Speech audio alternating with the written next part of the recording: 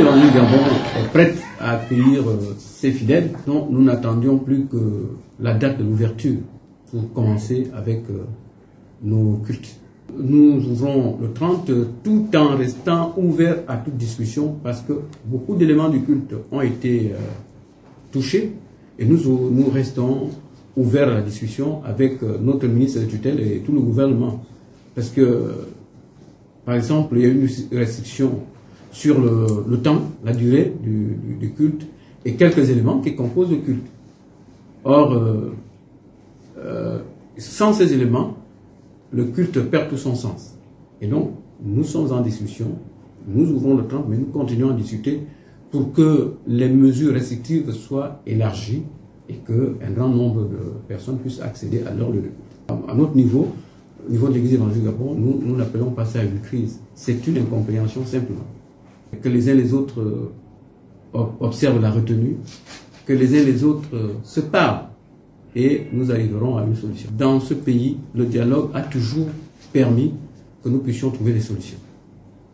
Par conséquent, tous nous devons nous mettre ensemble, discuter franchement et courageusement et relever ce qui fait que nous ne puissions pas nous accorder.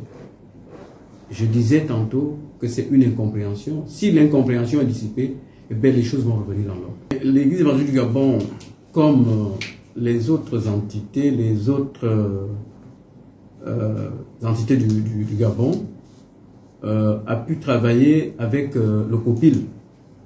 Et avec le COPIL, nous avions eu des visites, des inspections où un certain nombre de dispositions ont été prises, avoir des conteneurs à l'entrée des lieux de culte, des thermoflash, des gènes hydroalcooliques et toutes les autres dispositions pour que les gens ne soient pas contaminés.